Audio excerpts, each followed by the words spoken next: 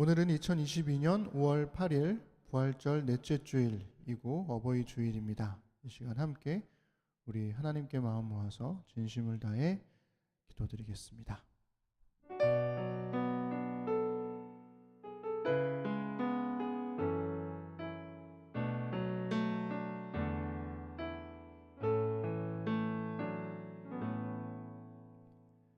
너희 모든 나라들아 여호와를 찬양하며 너희 모든 백성들아 그를 찬송할지어다. 우리에게 향하신 여호와의 인자하심이 크시고 여호와의 진실하심이 영원함이로다. 할렐루야. 아멘. 우리 찬양합시다. 네, 우리 2주 만에 놀자에서 예배를 드리게 되었는데요. 우리 가정에서 예배하고 있는 우리 심는 사람들 기쁨으로 우리 하나님 찬양했으면 좋겠습니다. 우리 옛날에 참 많이 불렀던 찬양이었는데요. 네, 오랜만에 찬양 우리 함께 나눕시다.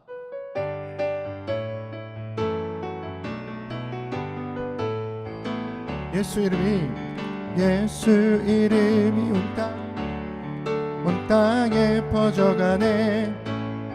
잃어버린 영혼 예수 이름, 그 이름 듣고 돌아오네. 예수님 기뻐 노래하시리. 잃어버린 영혼 돌아올 때에 예수님 기뻐 춤추시리. 잃어버린 영혼 돌아올 때에 한 번 더 예수 이름이 온 땅에 퍼져가네.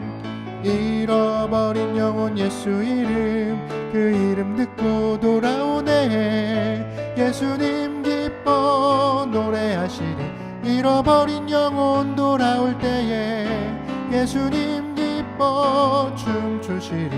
잃어버린 영혼 돌아올 때 2절 가사로 예수 이름이 온 땅에 선포되네. 하나님의 나라 열방 중에 그 열방 중에 임하시네. 하나님 기뻐 노래하시리.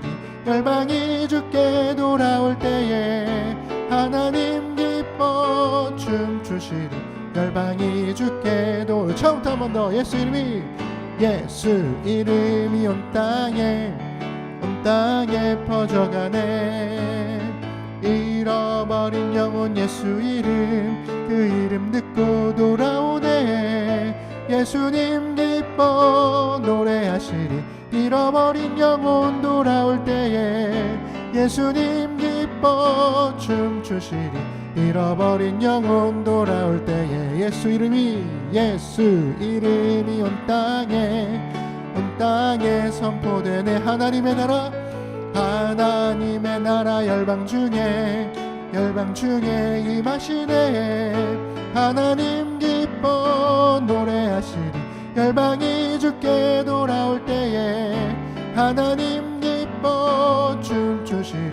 열방이 주께 할렐루야 할렐루야.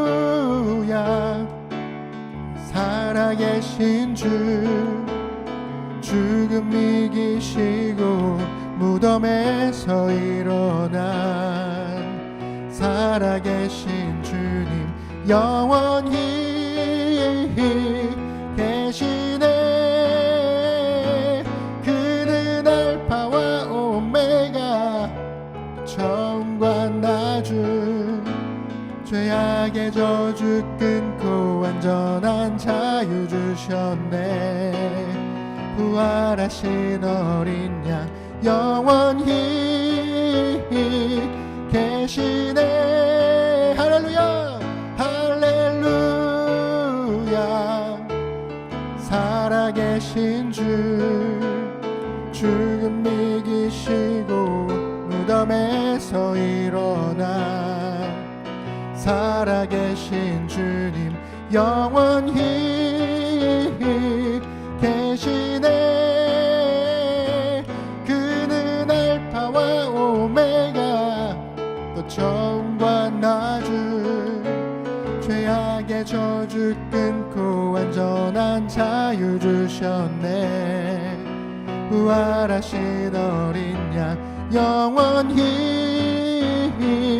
계시네. 우리 한 번 더 할렐루야 할렐루야.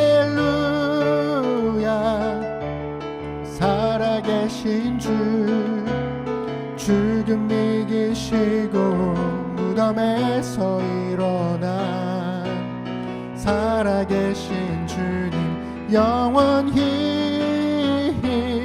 계시네. 그는 알파와 오메가 또 처음과 나중 죄악의 저주 끊고 완전한 자유 주셨네. 부활하신 어린 양 영원히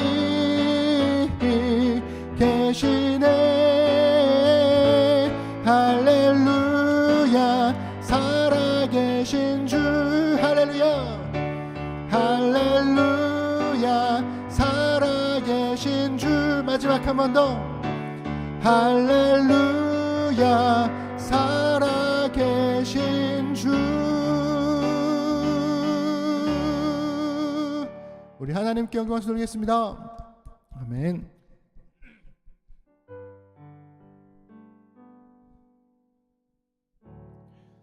네.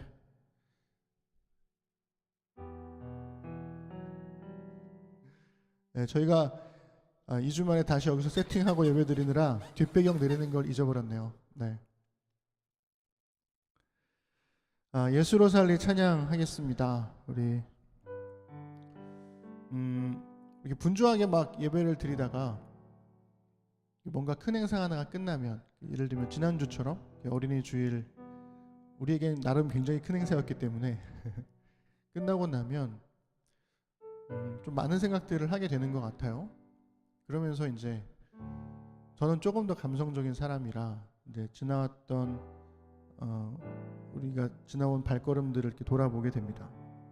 그러다 보면 이제 옛날에 뭐 여러분들이 썼던 기도 제목들도 다시 한번 보게 되고, 그때 참 힘들었던 눈물 짓던 이야기들이 지금은 어느새 다 해결이 돼서 그냥 추억처럼 하는 이야기가 되기도 하고, 물론 여전히 아직 끝나지 않은 기도 제목들도 있긴 하지만 그러면서 참 잘 지나왔다.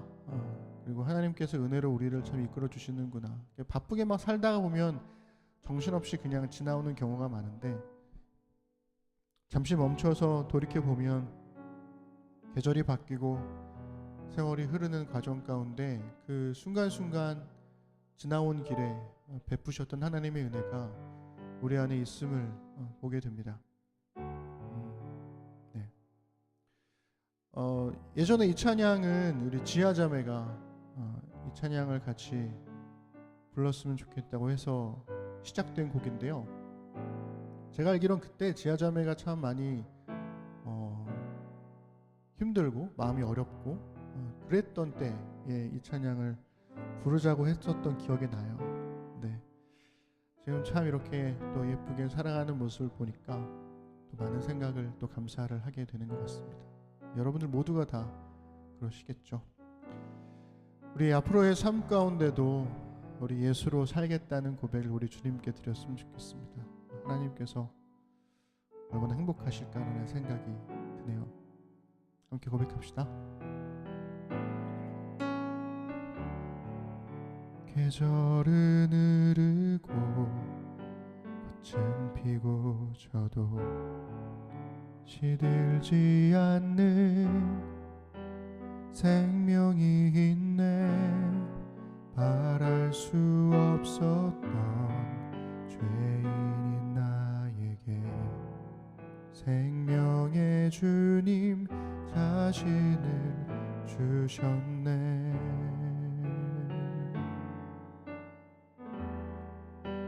계절은 흐르고 꽃은 피고 져도 시들지 않은 생명이 있네. 말할 수 없었던 죄인인 나에게 생명의 주님 자신을 주셨네. 나의 삶은 내 주 예수의 것이니 내 생명 다해 예수로 살리. 내 모든 것 내 주 예수의 것이니 내 전부 되신 예수로 살리. 바람이 스치듯 삶은 지나가도 꺼지지 않은 소망이 있네. 그 길을 떠나서 헤매는 자들이 주를 찾도록 나 살길 원하네. 나의 삶은 내 주 예수의 것이니 내 생명 다해 예수로 살리. 내 모든 것 내 주 예수의 것이니 내 전부 되신 예수로 살리.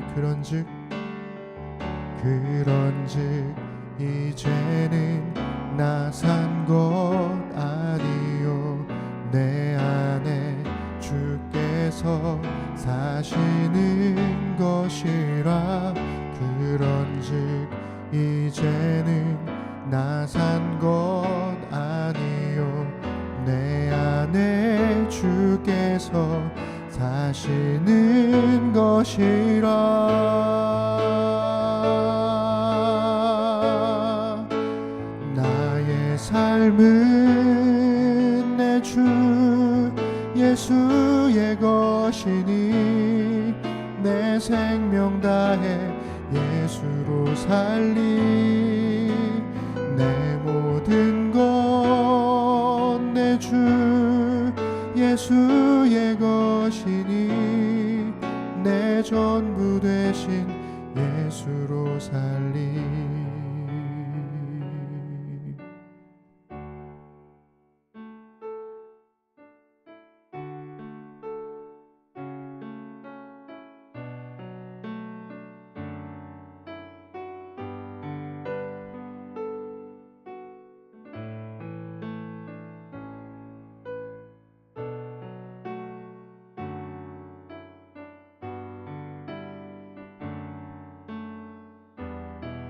우리 하나님의 창조를 찬양합시다.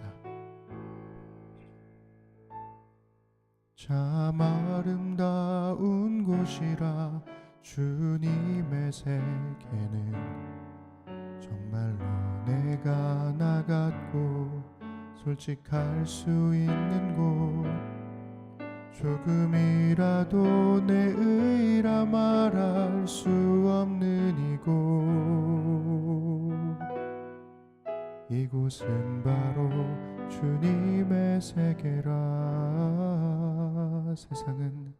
세상은 항상 말하네 그 길이 아니라고. 곧이고운 길이 있는데 왜 힘들게 사냐고. 단순한 선택조차 내게 버겁기만 한 곳. 그래도 나는 주님만 따르리. 참 아름다워라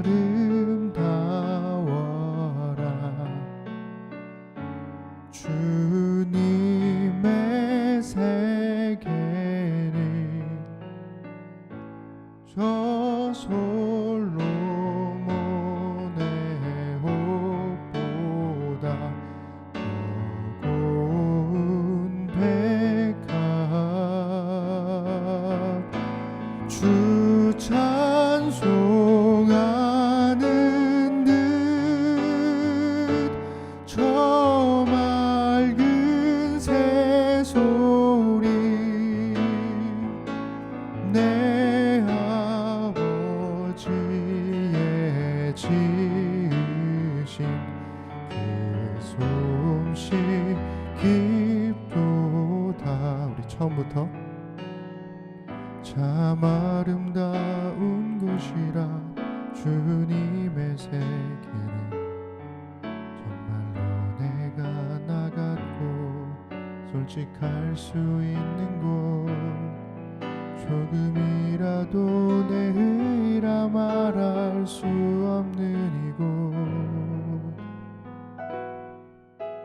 이곳은 바로 주님의 세계라.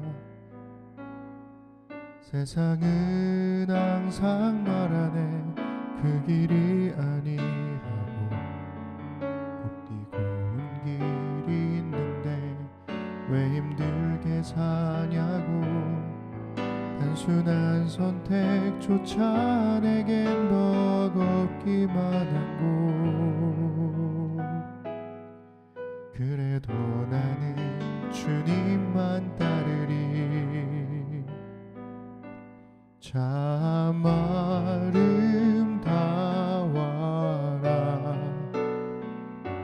주님의 세계는. 저 솔로몬의 옷보다 더 고운 백합. 주 찬송하는 듯 저 맑은 새소리. 내 아버지의 지으신 그 솜씨 깊도다. 주 찬송하는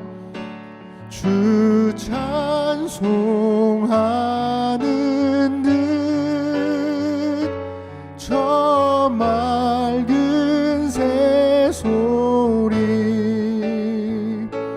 내 아버지의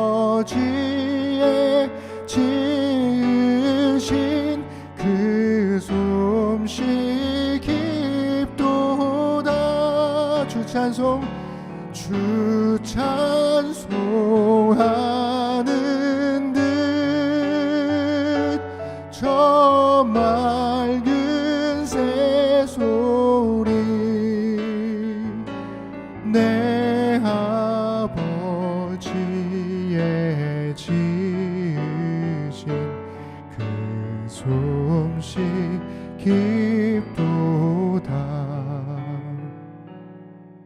나는 계속 걸어갑니다. 수없이 넘어져도 사람들의 방향과는 조금 다르다 해도 내가 가는 길이 주가 가르쳐준 길이니. 이곳은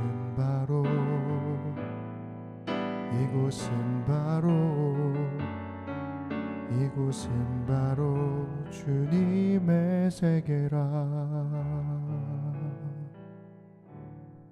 아멘. 우리 함께 드리는 기도하겠습니다. 예배를 통해서 하나님 앞에서 내가 누구인지를 깨닫고 그리스도 예수의 마음을 구하는 우리가 됩시다. 권력 다툼을 그치고 산불 피해 이재민들을 비롯한 고통받는 국민들을 돌보는 일에 힘을 쏟는 정부와 국회가 될 수 있도록 기도해 주십시오. 말씀드렸다시피 우리 산불 피해에 관한 뉴스들이 거의 이제 보이지 않습니다. 불만 꺼졌지 아무것도 해결되지 않은 어려운 상황 가운데 있습니다. 우리 이들을 위해서 계속 관심 갖고 기도로 섬겼으면 좋겠습니다. 또한 주어진 현실에서 신실하게 하나님의 뜻을 따라 살아가려 애쓰는 교회와 그리스도인들이 있음을 고백하고 그들을 돌봐주시기를 기도하십시다. 또 갈수록 심해지는 민족주의적인 분쟁이 전쟁으로 커지지 않도록 도와주시고 세계 시민으로서의 공동체주의적 평화로 바꿔나가는 이 땅이 될 수 있도록 기도하십시다. 감사하게도 우리 지난 주일에 늦은 밤에 우리 수희자매가 출산을 했습니다. 우리 오기가 건강하게 잘 자랄 수 있도록 또 우리 수희자매도 잘 회복될 수 있도록 기도해 주시고 돌보는 신구 형제에게도 힘과 지혜를 주시기를 기도해 주십시오. 한규 형제가 어제 코로나의 확진 판정을 받았습니다. 한규 형제와 가족들을 돌봐주시고 또 우리 특별히 우리 가을이 여름이 또 우리 세미자매 건강을 잘 회복할 수 있도록 기도해 주시기 바랍니다. 포스트 코로나를 대비하면서 뒤따르는 변화가 또 있을 건데요. 잘 적응하고 모든 상황 속에서 하나님의 말씀을 마음에 심고 세상에 심겨진 하나님의 나라로 살아가는 우리가 되기를 기도하십시다. 우리 함께 마음 모아 기도 제목들을 보면서 기도하시겠습니다. 전능하신 아버지 하나님, 우리가 어떤 사람인지, 우리가 원래 누구였는지, 내가 하나님 앞에 어떤 존재인지를 예배를 통해 깨닫게 하시고 그 예배자의 마음으로 하나님께 나아가 그리스도 예수의 마음을 다시금 회복하고 구할 수 있도록 주님 인도하여 주옵소서.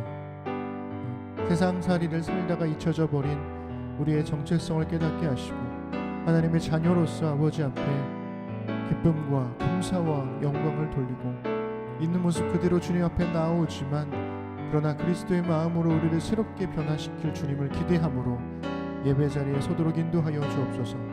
하나님, 권력 다툼을 그치게 하시고 산불 피해 이재민들과 또한 고통받는 국민들을 위한 헌신과 노력이 계속될 수 있도록 주님 도와주옵소서. 힘을 얻기 위해, 힘을 누리기 위해 힘을 빼앗기지 않으려고 몸부림치는 정부와 국회가 아니라 그 힘들을 가지고 국민들을 위해서 헌신하겠다는 고백이 있는 국회와 정부 될 수 있도록 주님 인도하여 주시며 이 땅의 그리스도인들 가운데는 여전히 주어진 현실 가운데서 신실하게 하나님의 뜻을 따라 살아가려 애쓰는 사람들이 있습니다. 그러한 교회들이 있습니다. 그러한 그리스도인들이 있습니다.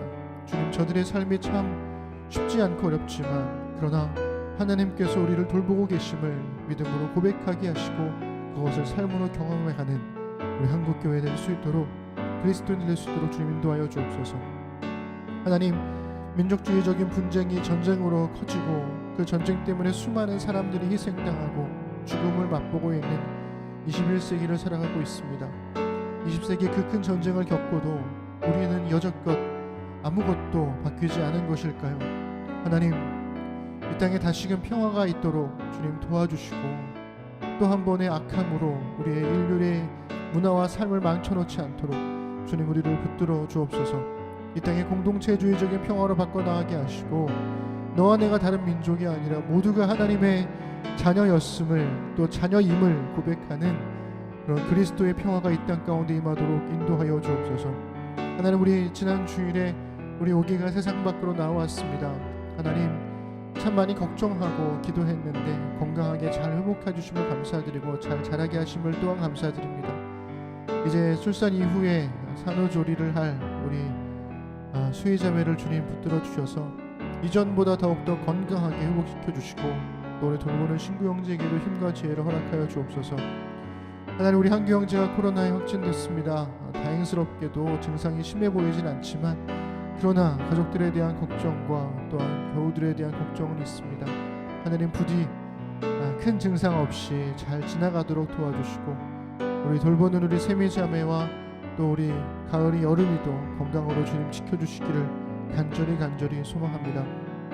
하나님, 이제 코로나 거리두기가 거의 다 마무리 끝나고 우리가 어느 순간 성큼다고온 일상을 살아가고 있습니다. 갑작스럽게 코로나가 시작되었던 것처럼 우리의 일상도 갑자기 이렇게 우리에게 찾아왔지만 여전히 우리 안에는 많은 두려움과 걱정들이 있기 마련입니다. 이렇게 되면 또 어떻게 우리가 예배를 드리고 어떤 모습으로 나아가야 할까에 대한 고민들이 생기기 마련인데 하나님, 그러한 변화에도 불구하고 모든 상황 가운데에서 주의 말씀을 마음에 심고 또 세상에 심겨진 하나님의 나라로 살아가려는 우리의 삶의 중심만은 변하지 않도록 그것을 향해 정진해 나갈 수 있는 우리 심는 사람들, 심는 교회 될 수 있도록 하나님 인도하여 주옵소서. 주께서 함께 하심에 감사드립니다. 우리 주님께서 가르쳐 주신 기도를 함께 하겠습니다. 하늘에 계신 우리 아버지, 아버지의 이름을 거룩하게 하시며 아버지의 나라가 오게 하시며 아버지의 뜻이 하늘에서와 같이 땅에서도 이루어지게 하소서. 오늘 우리에게 일용할 양식을 주시고 우리가 우리에게 잘못한 사람을 용서하여 준 것 같이 우리 죄를 용서하여 주시고 우리를 시험에 빠지지 않게 하시고 악에서 구하소서. 나라와 권능과 영광이 영원히 아버지의 것입니다. 아멘. 네, 우리 심는 사람들 소식 전하겠습니다. 네, 거리두기가 해제되었지만 심는 교회는 이제 한동안 이제 온라인과 오프라인 예배, 그러니까 대면과 비대면 예배를 병행하도록 하겠습니다. 놀자의 여유 공간들이 많이 있으니까요. 네, 자꾸 모기가 제 앞을 네, 있으니까요. 우리 이제 직접적인 대면 예배를 준비하려는 마음으로 우리 가능하신 분들은 이제 나오셔서 함께 현장에서 예배 드리는 습관을 다시금 또 우리가 만들어 가야 되지 않을까 싶습니다. 네, 어버이 주일을 맞아서 원래는 오늘 운영위에서 권사님과 집사님 부부를 이제 종선유리 가정에서 초대해서 오늘 원래 식사할 예정이었는데 뭐 여러 가지 다른 뭐 일정이라기보다는 걱정과 또 혹시나 모를 그런 것 때문에 좀 연기를 했습니다. 그래서 어쨌든 하게 될 거니까요. 위에서 기도해 주시고 또 감사의 마음으로 우리 권사님 집사님의 건강과 삶을 위해서 기도해 주시면 좋겠습니다. 네, 운영위에서 오랜 논의 끝에 이제 소그룹을 이제 편성을 했는데요. 우리 부부인 분들께는 직접 여쭤봐서 함께 할지 따로 할지도 물어봤고, 그래서 다양한 방식으로 뭐 최대한 겹치지 않게 편성을 해봤습니다. 그리고 마지막 주일에는 소그룹별로 예배가 있을 예정인데요. 그래서 예배 가이드를 드릴 거고 거기에 맞춰서 소그룹별로 예배를 드리면 됩니다. 그러니까 그 전에 소그룹별로 첫 만남을 하셔도 좋고, 뭐 대면으로 하셔도 좋고 비대면으로 하셔도 좋고, 어쨌든 첫 만남을 이제 시작해 주시면 좋겠습니다. 네, 우리 예배 후에는 4월의 목회 재정 보고와 또 예배 시간과 장소에 관한 우리 지난번에 설문했던 결과를 우리가 함께 공유하고요. 거기에서 나왔던 질문들에 대해서 짧게 답변하면서 또 그 이후에 우리가 어떻게 할지에 대한 간단한 이야기를 함께 해보려고 합니다. 뭐 대규모 토론은 불가능할 것 같고요. 아무리 생각해도 토론은 이렇게 우리가 좀 모일 수 있는 상황에서 비대면으로 토론을 해야 좀 더 깔끔하게 그리고 그렇게 마무리될 수 있을 것 같아서 일단은 조금 더 생각해 볼 수 있는 기회를 드리고자 짧게 답변 드리고 그렇게 마무리하도록 할 테니까, 길지 않을 테니까 같이 좀 오셔서 참여해 주시면 감사하겠습니다. 네, 이번 주 수요일에도 성경 나눔 세 번째 모임이 있습니다. 이제는 창세기 22장과 또 사랑이 한 일 책의 세 번째 챕터인 사랑이 한 일 이 부분을 읽어 오시면 되겠습니다. 12일 목요일은 영주자매의 생일입니다. 네, 생일 축하드리고 우리 목요일 날 또 우리 영주자매 생일을 많이 축하해 주시면 감사하겠습니다. 네, 우리 드디어 우리 지난주에 우리 봤지만 지난 주일 어린이 주일날 밤 11시 57분에 채이가 세상으로 나와서 3분 차이로 채이의 생일은 12월 1일이 되었습니다. 오기의 그 이름을 한채이라고 지었어요. 그래서 한채이 아기가 되겠습니다. 수희자매랑 우리 오기라 그러네. 채이는 오늘 아침에 조리원에서 나와서 집에서 산후조리를 할 거고요. 그 산후 도우미 분이 집으로 오셔서 같이 지내게 될 것 같습니다. 축하하고 또 감사드립니다. 많이들 기도해 주셔서 감사드리고, 네, 아기가 이렇게 예쁘게, 왼쪽 사진은 5월 1일 날 사진이고 5월 1일인가 2일인가 사진이고, 오른쪽 사진은 어저께 보내준 사진이었습니다. 제가 하여튼 피부가 어쩜 이렇게 배옥 같은지 하여튼 예쁩니다. 네, 많이 기도해 주시고, 또 오늘 그 설아랑 설은이가 여기 오프라인 예배를 오지 못했는데요. 감기 걸려가지고 집에 있다고 하네요. 또 위에서도 기도해 주시면 좋겠습니다. 어린이날은 어떻게 잘들 지나가셨는지 모르겠습니다. 오늘 또 어버이 주일인데 5월 참 바쁘네요. 네, 부디 건강하게 행복하게 잘 지나가 주시기를 부탁드리겠습니다. 네, 579장 찬송가 우리 찬양하겠습니다.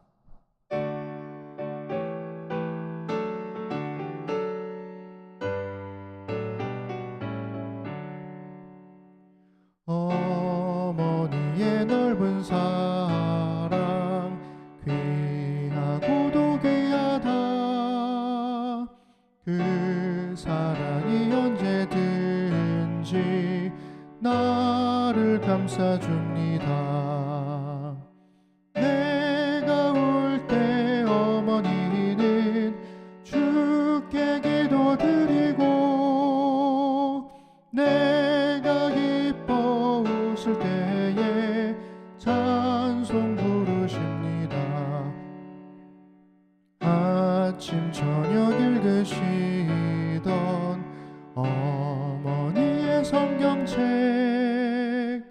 손때 남은 구절마다 모습 본 듯합니다. 믿는 자는 누든지 영생함을 얻으리. 들려주신 귀한 말씀 이제 힘이 됩니다. 홀로 누워 괴로울 때, 헤매다가 지칠 때 부르시던 찬송 소리 귀에 살아옵니다. 반석에서 샘물 나고 황무지에 꽃피니 예수님과 동행하면 두려울 것 없어라. 온유하고 겸손하며 올바르고 굳세게 어머니의 뜻 받들어 보람있게 살리라. 풍파많은 세상에서 선한 싸움 싸우다 생명신에 흐르는 곳 길이 함께 살리라. 아멘. 네, 우리 오늘 하나님께서 주시는 말씀은 출애굽기 20장 14절 말씀입니다. 자, 우리 함께 읽겠습니다. 간음하지 말라. 아멘. 오늘은 깜짝이야. 제가 예배 순서지를 제가 잘못 써놨네요. 네. 오늘은 십계명 7번째로 탐욕의 목줄 채우기라는 제목으로 하나님 말씀 나누겠습니다. 반갑습니다. 우리 심는 사람들. 네, 어린이날 어버이 주일 다들 잘 지내고 계신가요? 네, 저도 잘 지내고 있습니다. 부디 아프지 말고 건강하게 지내주시면 좋겠습니다. 아프지 말고 건강하게란 말을 3년 내내 하는 것 같아요. 건강을 챙기는 게 제일 중요한 문제가 되어버렸습니다. 네, 우리 오늘은 탐욕의 목줄 채우기 십계명 7번째입니다. 여러분, 고대 근동사회의 모든 정치와 사회와 종교 문화 이런 모든 활동의 궁극적인 목표가 뭐라고 생각하시나요? 그 목표가 뭘까요? 그것은 바로 생산력의 극대화입니다. 정치 활동이라 함은 그 한 무리의 공동체가 생산력을 높일 수 있는 땅을 차지하기 위한 싸움이었죠. 그래서 그 땅을 차지하고 그 땅을 잘 관리하고 분배하는 것이 되게 중요한 문제였습니다. 사회활동은 생산력을 높이기 위해서 사람들의 협력을 끌어올리기 위한 것이었고요. 종교활동은 생산력을 높이기 위해서 신의 은총과 능력을 얻기 위함이었습니다.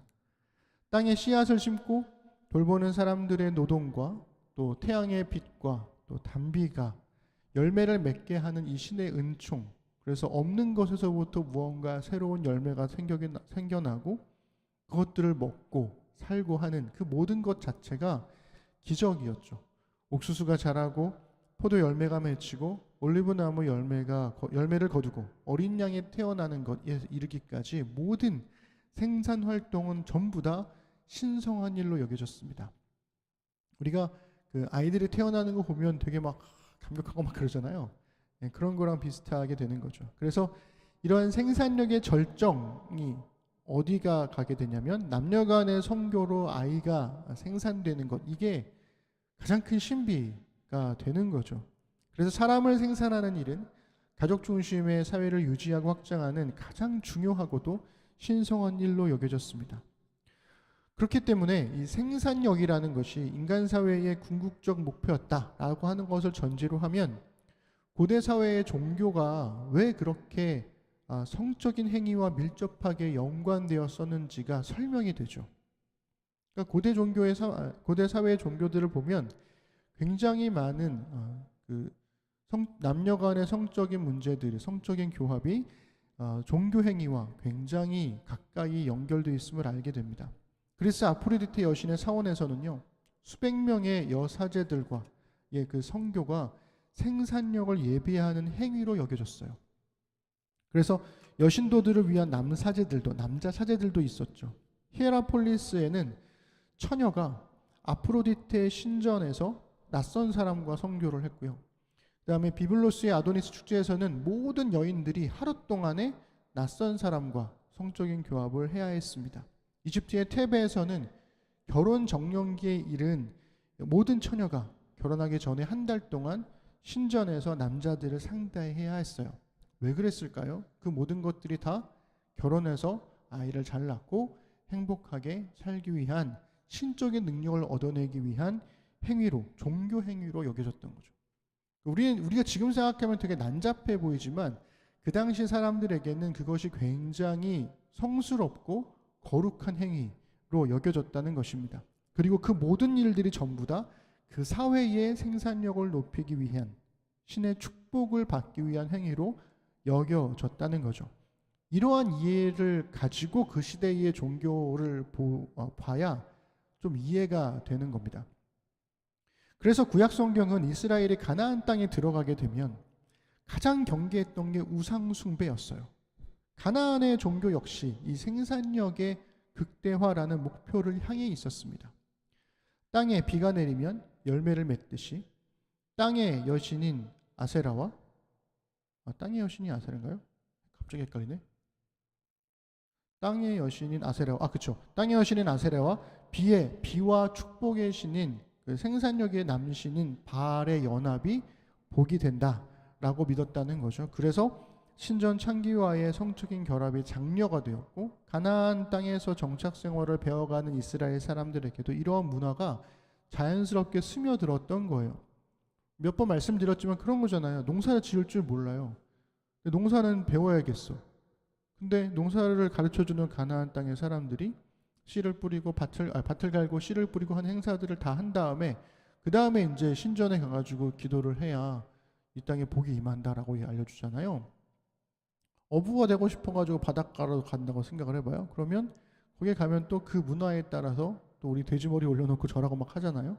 그런 행위들이 전부 다 되게 자연스럽게 어떤 복을 얻기 위한 것으로 여겨졌다는 거죠. 그러니까 이 생산력의 극대화를 위해서 남녀 간의 성적 결합이 종교적으로 장려되는 사회에서는 난잡한 성문화를 멀리하라고 간음을 금지하는 이 계명을 가진 하나님의 야훼 종교가 성적 순교를 요구하는 이 성경 말씀들이 얼마나 낯설게 느껴졌겠냐고요. 되게 이질적으로 느껴졌을 거예요. 시대를 역행하는 그런 모험이었다라고 하는 것을 우리가 이해할 필요가 있습니다. 그러니까 한마디로 이스라엘의 하나님은 굉장히 이상한 요구를 하는 신이었다는 거예요. 하나님의 말씀도 이상하게 들릴 수밖에 없는 거죠. 다 그렇게 하는데 그게 맞는 건데 근데 너네는 왜 하지 말라 그러는 거야? 라고 이야기하는 거죠. 그럼 너의 생산력은 도대체 어떻게 갖게 되는 거야? 라고 했을 때 이스라엘은 그리고 야훼 하나님은 그 모든 복은 하나님께서 사람에게 주시는 거야. 너희들이 어떤 행위를 함으로써가 아니라 이렇게 말씀하고 있다는 거죠. 게다가 이 구약 성경에 보시면 수많은 살인 사건과 종교적인 그리고 사회적인 간음 사건이 굉장히 많이 기록되어 있습니다. 그래서 성경을 처음 읽는 분들이 읽다가 당황하시는 부분들이 그런 거예요. 막 토막 살인 사건도 있고 말도 안 되는 간음 사건도 있고 이런 것들이 막 있으니까요. 앞선 6번째 계명인 살인 금지와 함께 7번째 계명인 이 간음 금지 계명이 명확하게 이어져 있는데도 이스라엘 역사에서 살인과 간음이 근절되었던 적은 없었습니다. 우리 사회도 마찬가지죠. 살인과 간음에 대한 물론 우리는 간통죄가 폐지가 되었지만 그럼에도 불구하고 사회적으로 용인되지 않는 행위임에도 불구하고 그것이 멈췄던 적이 없었다는 거죠. 그러니까 잠시 후에 우리가 살펴보겠지만 모세로부터 수백 년 후인 예언자들의 시대에도 예언자들은 반복해서 이 종교적인 간음과 사회적인 간음을 멈추라고 계속해서 선포해 왔습니다. 이는 인간 사회의 이 간음이 이 살인 문제와 함께 얼마나 끈질기게 이어져 왔는지를 그대로 보여주고 있는 거죠. 그래서 정리해 보면 성경은 이상한 책이라는 거예요. 그때나 지금이나 생산력의 극대화를 최고 목표로 삼는 인간들에게, 우리에게 이 성경은 정반대의 길을 제시하기 때문에 이상한 책처럼 여겨진다는 것입니다. 생산력을 극대화하기 위해서라면 무엇이든 하라고 권장하는 사회에서 성경은 우리의 탐욕의 목줄을 채우라고 요구하고 있더라는 거예요. 그래서 세상의 눈으로 보면 이게 굉장히 이상한 요구가 되는 거죠. 구약 성경에서 이 간음에 해당하는 히브리어는요, 나프라는 단어입니다. 이게 성경에서 34번 등장하는데 대부분이 예언서에 집중되어 있어요. 예언서에서만 24번이 나옵니다. 근데 이 구약 성경에서 말하는 간음의 의미를 가장 직접적으로 설명해 주는 게 레위기 20장 10절이에요. 우리 그 말씀을 함께 읽어볼게요. 누구든지 남의 아내와 간음하는 자, 곧 그의 이웃의 아내와 간음하는 자는 그 간부와 음부를 반드시 죽일지니라. 아멘. 이 말씀을 보시면 남자의 신분은 명확하지가 않아요. 그런데 여자의 신분은 분명하죠. 여자는 남의 아내, 이웃의 아내입니다. 그러니까 이 간음죄에서 문제가 되는 건 결혼한 여성이라는 거예요. 따라서 남자는 법적으로 여러 명의 부인과 첩을 가질 수 있으며 또한 정혼하지 않은 처녀나 노예 혹은 매춘부와의 관계도 허락되었었어요. 그 사회에서는. 그래서 구약 성경에서의 간음은요, 이렇게 세 가지로 구분할 수가 있습니다. 첫 번째는 남자가 다른 사람의 아내와 관계를 맺을 때. 두 번째, 남자가 다른 사람의 약혼녀와 관계를 맺는 것. 그 당시에 약혼, 정혼은 결혼, 부부로 간주되었기 때문에 그렇습니다. 세 번째로, 결혼한 여자가 자기 남편이 아닌 다른 남자와 관계를 맺을 때. 이런 것들이 간음의 죄에 해당하는 거였어요. 그러니까 오늘날의 윤리적 기준으로 보면 이거 명백한 남녀차별의 윤리잖아요. 왜 남자는 되고 여자는 안 돼? 이렇게 되는 거니까요. 근데 당시 주변 나라들의 기준에서 보면 상당히 진보적인 윤리였다는 거예요. 제가 아까 말씀드렸죠. 종교적으로 생산력을 극대화하기 위해서 난잡한 성행위가 종교적으로 용인되었던 사회였다고요. 근데 그 가운데에서 여성들에게 이러한 성행위를 금지했다는 것은 그 당시로 보면 진보적인 윤리였습니다. 그래서 고대 사회 일부 다처제에 따라서 결혼한 여성이 결혼한 남성의 소유로 여겨졌기 때문에 간음죄는 단순히 그냥 성적인 외도의 문제가 아니라 그것을 넘어선 소유권 문제로 이해되었어요. 그리고 무엇보다 중요한 건 이 고대 사회가 가정 중심의 사회잖아요. 가정이 인간의 생존과 치안의 가장 기초적인 사회 구조적인 바탕을 이루고 있었기 때문에 이 간음죄가 어찌 보면 그 사회 구조 전체를 뒤흔드는 범죄가 될 수도 있었다는 거죠. 그만큼 중요하게 여겨졌다는 거예요. 그래서 간부와 음부를 반드시 죽이라는 강력한 처벌이 내려졌던 겁니다. 여러분 근데 좀 이상하지 않으세요? 쉽게 말해서 유대인 남성에게는 다른 사람의 아내를 제외하고 모든 여성과의 관계가 성적 관계가 허용된 거잖아요. 그죠? 이 고대 사회의 간음죄를 뒤집어서 생각해 보면 다른 사람의 아내를 제외하고 다른 모든 여성과의 관계가 허용돼 있었어요. 그런데도 왜 이웃의 아내를 탐하는 간음죄가 계속된 것일까요? 이게 단순히 그냥 성적인 욕망을 분출하기 위한 거라면 성적인 욕망을 자기 아내를 넘어선 다른 사람에게는 다 허용돼 있었다고요. 그런데도 이 간음죄가 계속되었었다는 거예요. 또 하나는 뭐냐면 이 간음죄가 단지 남성의 죄가 아니었다는 거예요. 간음은 남녀가 함께하는 행위였어요. 그러니까 이 말은 뭐냐면 남편이 있는 여성도 적극적으로 간음죄에 가담했다라는 것을 전제하고 있습니다. 게다가 이스라엘의 멸망을 목격했던 예레미야는요, 예레미야 시대에 가보면 굉장히 충격적인 이야기를 듣게 돼요. 그것이 바로 23장 14절에 있습니다. 읽어드릴게요. 내가 예루살렘 선지자들 가운데도 가증한 일을 보았나니 그들은 간음을 행하며 거짓을 말하며 악을 행하는 자의 손을 강하게 하여 사람으로 그 악에서 돌이킴이 없게 하였은즉 그들은 다 내 앞에서 소돔과 다름이 없고 그 주민은 고모라와 다름이 없느니라. 예언자들까지도 선지자들까지도 그들이 간음을 행했다. 뭐 종교적인 지도자들까지도 타락했다면 정말 그 사회는 끝날 수밖에 없는 사회였다는 거죠. 그러니 이웃의 아내를 제외한 모든 여성과의 관계가 허용되었음에도 불구하고 남자의 간음죄는 계속되었고 결혼한 여성의 간음죄도 계속되었으며 심지어는 예언자들의 간음죄도 계속되었다는 거죠. 도대체 뭐가 문제였던 것일까요? 인간의 욕망이라고 하면 자연스러운 본성입니다. 우리에게 욕망이 없는 사람은 없죠. 욕망은 사실은 우리의 인간 삶을 발달시키고 발전시키는 동력이 되기도 합니다. 하지만 욕망을 탐하게 되면, 즉 욕망이 탐욕으로 변하게 되면 그때부터는 이 욕망이 파괴적인 본성으로 바뀌게 돼요. 여러분, 인간이 가지고 있는 가장 강력한 탐욕이 뭔지 아세요? 가질 수 없는 것에 대한 욕망입니다. 가져선 안 된다는 것에 대한 욕망. 가져선 안 된다고 하는 것을 갖고 싶은 욕망이 굉장히 강력해요. 그래서 가져선 안 되는 이웃의 아내에 대한 욕망이 가장 강력한 탐욕입니다. 그런데 해선 안 되는 그 가장 강력한 탐욕을 할 수 있다고 느끼는 사람들이 있어요.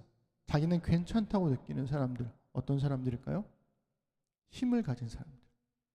내가 힘이 있으면 가져도 된다라고 생각하는 거죠. 그래서 가져선 안 되는 걸 탐욕하면 그때부터 모든 것이 파괴되기 시작합니다. 이 문제가 단순히 그냥 성적인 외도의 문제를 넘어서는 굉장히 사회 전체 구조를 뒤흔들 만한 문제라고 제가 강조하는 이유는 인간의 죄의 시작이 여기서부터 시작되었다는 거예요. 인간의 죄는 가져선 안 되는 선악을 알게 하는 나무의 열매를 탐욕하면서부터 시작되었잖아요. 그것 때문에 인간의 삶에 죄가 들어왔고 그것 때문에 하나님과의 관계가 끊어졌잖아요. 그래서 인간의 탐욕이 모든 것을 다 파괴해 버렸습니다.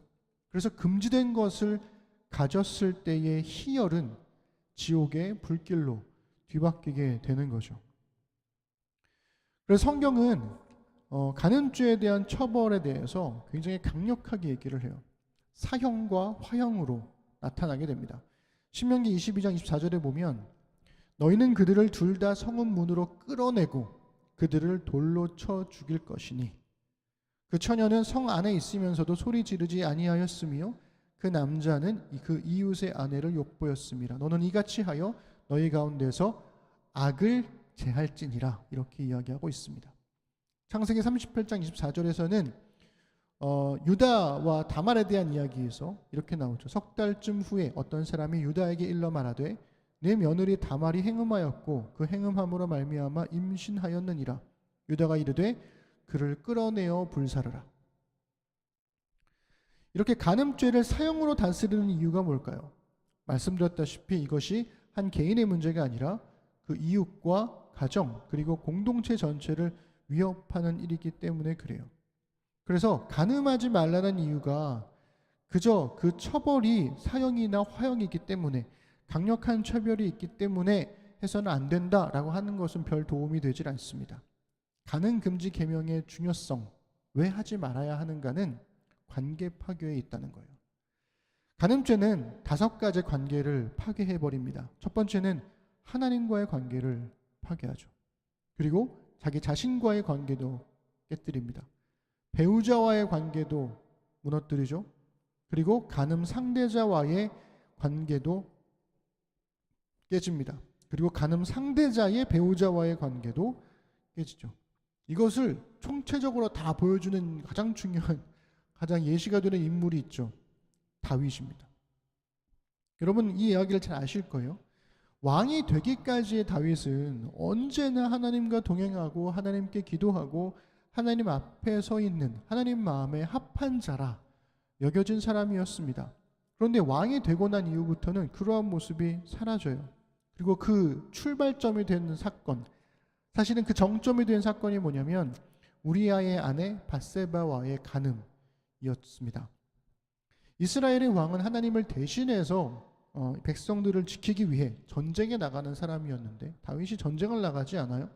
군사들만 전쟁터에 보내고 자기는 궁궐에서 어슬렁거리고 있었습니다. 그러다가 목욕하는 밧세바를 봤죠. 밧세바를 본 다윗은 밧세바와 간음을 합니다. 그리고 그 모든 일들을 조용히 넘어가려고 하죠. 근데 문제는 밧세바가 임신했다는 사실을 알게 된 거예요.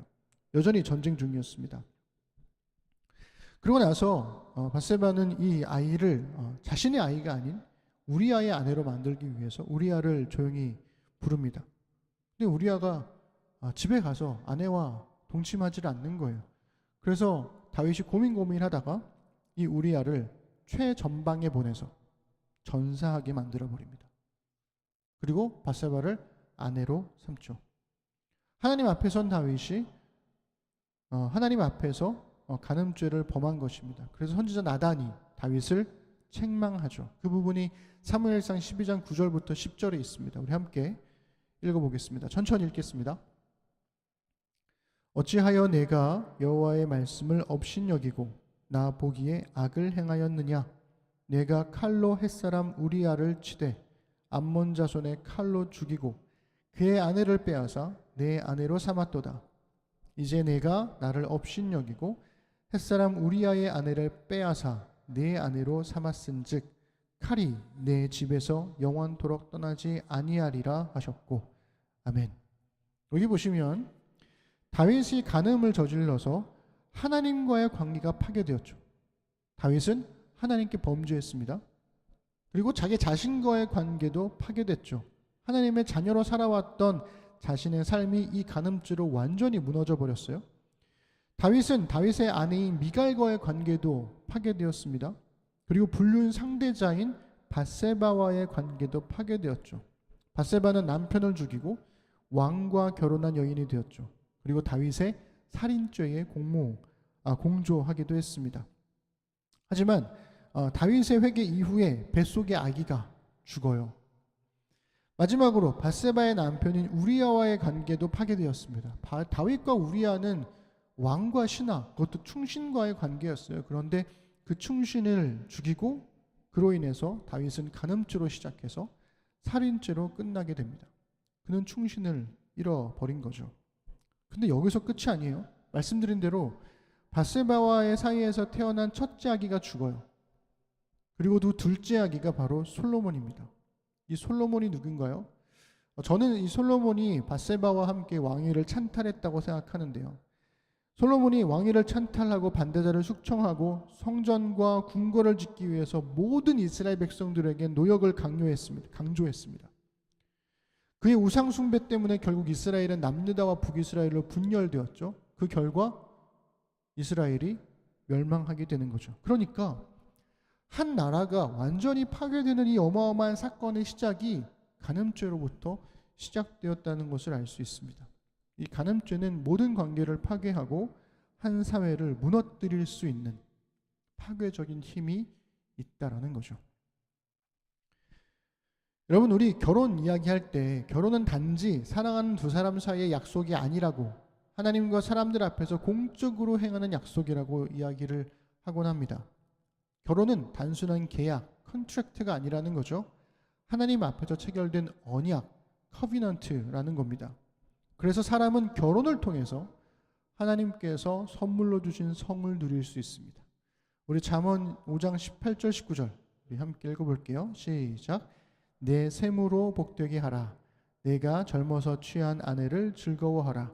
그는 사랑스러운 암사슴 같고 아름다운 암노루 같으니 너는 그의 품을 항상 족하게 여기며 그의 사랑을 항상 연모하라. 아멘. 성경은 성적인 기쁨과 쾌락을 거부하지 않습니다. 그러나 성적인 기쁨이 부부 사이의 울타리를 넘어갈 때 그 기쁨은 불안과 두려움과 공포가 되고 다윗의 경우에서처럼 관계를 파괴하는 것으로 끝난다라는 거죠. 그러니까 어느 사회에서나 어떻게든 법이 미처 다루지 못한 틈을 노리는 사람들이 있기 마련이잖아요. 그러니까 신약 시대에는 이 구약의 율법이 제시한 간음 금지 규정 이외의 행위들을 율법적으로 정당화하기 위한 노력들을 기울였습니다. 그래서였을까요? 구약 시대에는 이 여성들에 대한, 그리고 결혼한 여성에 대한 것만 간음죄로 했다면 신약 시대에 이르러서는요, 간음죄로 간주되지 않았던 처녀, 하녀, 직업 여성과의 관계까지 전부 간음죄로 다 포함시켜 버렸어요. 그러니까 규정이 갈수록, 시간이 갈수록 늘어나는 거죠. 왜냐하면 그런 규정의 빈틈을 가지고 너무나 악랄한 행위를 했던 사람들이 많아졌으니까요. 그런데 예수님은 이 규정들의 예시들을 하나하나 일일이 다 열거하는 것이 아니라 반대로 그 모든 것들을 포함하는 원칙으로 돌아가십니다. 그래서 마음에 품은 음욕이라는 말로 정리를 해서 죄는 죄다, 이런 원칙을 정하시는 거죠. 예수님은 인간의 탐욕에 죄는 죄다라고 하는 원칙으로 목줄을 채우시는 겁니다. 마태복음 5장 27절 28절 우리 함께 읽겠습니다. 또 간음하지 말라 하였다는 것을 너희가 들었으나 나는 너희에게 이르노니 음욕을 품고 여자를 보는 자마다 마음에 이미 간음하였느니라. 아멘. 예수님은 7번째 계명에 간음하지 말라라는 이 계명을 보다 엄격하게 적용하셨어요. 간음 행위뿐 아니라 그것을 생각하며 마음으로 원하는 것조차도 간음이라고 말씀하십니다. 그러니까 특수한 상황을 배려하고 이해하는 것은 나중 일이라는 거예요. 예수님께서 간음한 여인을 용서해 주셨잖아요. 근데 그거는 나중 일이라는 거예요. 죄가 아니어서 용서하신 게 아니라 죄이기 때문에 용서하신 거예요. 어찌됐건 죄는 죄라고 하는 것이 바로 이 탐욕에 채운 목줄이라는 것입니다. 이 기준이 무너지게 되면 탐욕을 막을 수 있는 방법이 없게 되는 거죠. 누구도 피할 수 없는 문제니까 언제든지 경계하고 조심하라는 게 예수님의 말씀이 되는 겁니다. 여러분 생각해 보세요. 사실 간음죄는 굉장히 은밀하고 사적인 관계의 문제잖아요. 간음을 저지르는 두 사람이 성관계를 갖는 기쁨은요, 다른 사람들에게 들키지 않을 때까지만입니다. 영화나 드라마에서는 너무 로맨틱한 일들로 그려낼 수 있겠지만 실제 현실에서는 뜻하지 않은 임신이나 병에 걸리거나 다른 범죄들과 연관되는 경우가 대부분입니다. 게다가 요즘에는 이 간음을 들켜도 사랑이라는 이름으로 막 정당화되곤 하잖아요. 그러니까 둘만 행복하면 된다는 식이고 둘이 결국 잘 살면 그만이다, 뭐 이렇게 받아들여지기도 합니다. 하지만 그렇게 깨진 관계는 주변 사람들 모두에게 돌이킬 수 없는 상처를 남기게 돼요. 관계가 파괴되면 그것으로 끝이 아니라는 겁니다. 관계가 파괴된 그 자리에는 탐욕의 파괴적인 본성이 그대로 남아서 계속해서 주변을 파괴해 가기 때문에 그래요.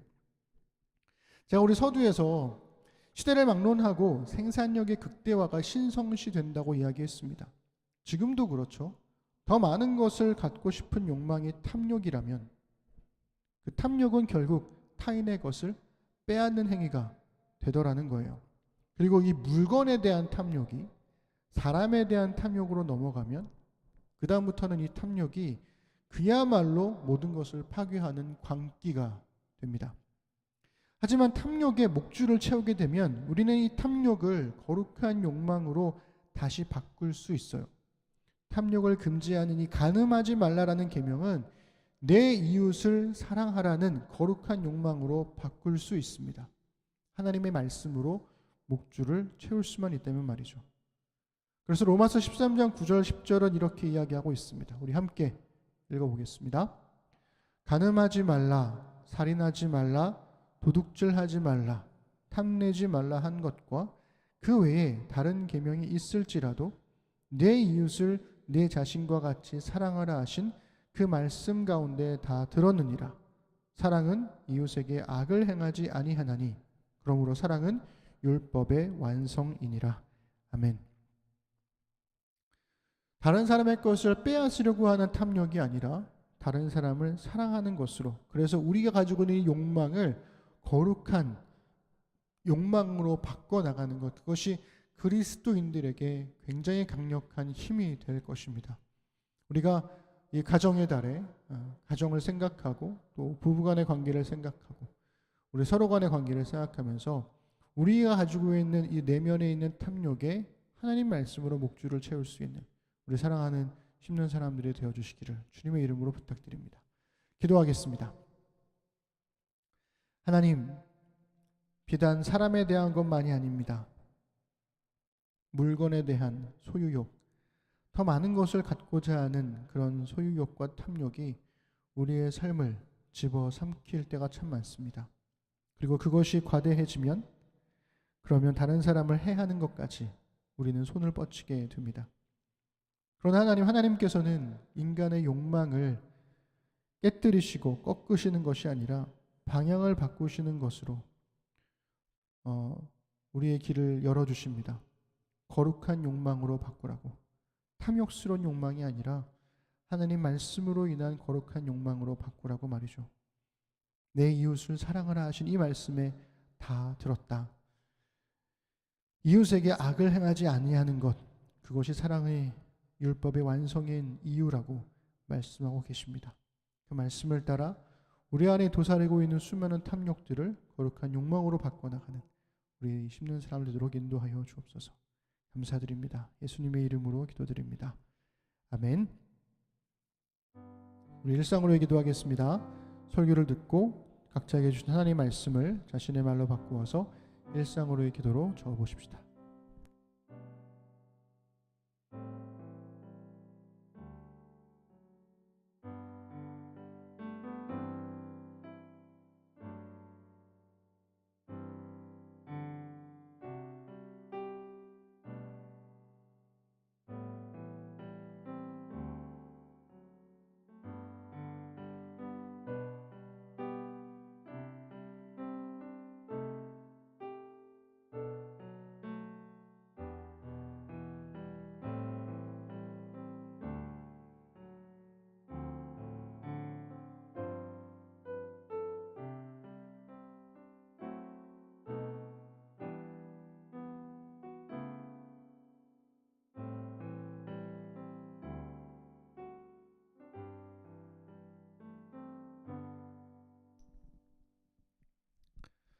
우리 경건 찬양하시면서 하나님께 예물을 드리고 우리의 신앙을 고백하겠습니다.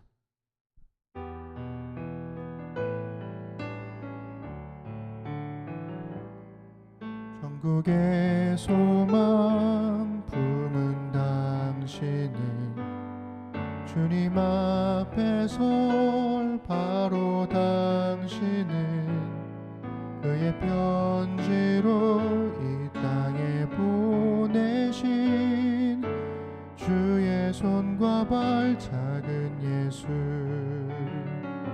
주님 앞에서 흠없는 경건은 어려운 이웃을 위해 삶 나누는 것 주 이름으로 사랑을 전할 때 아름다운 주의 나라 이루어지네.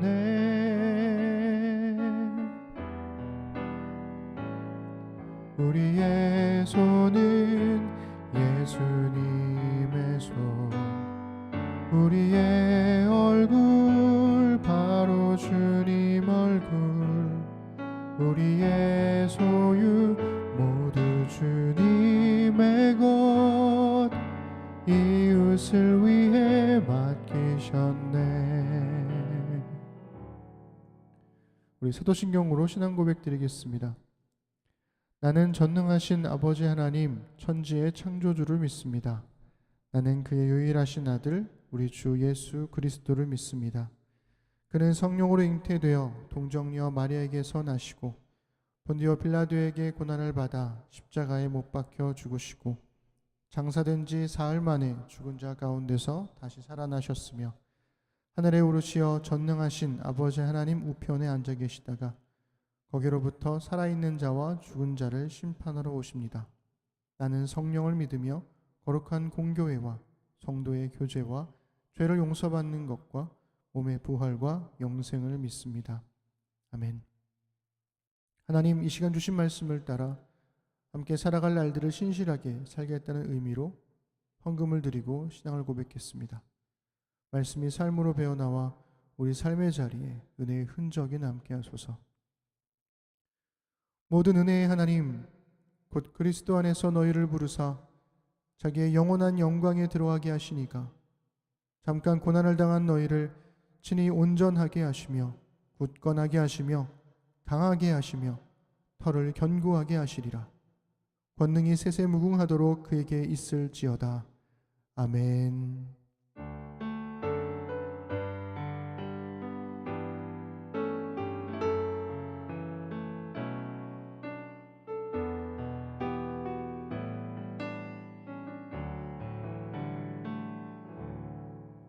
우리 예배를 받으신 하나님께 우리 감사 박수 드리겠습니다.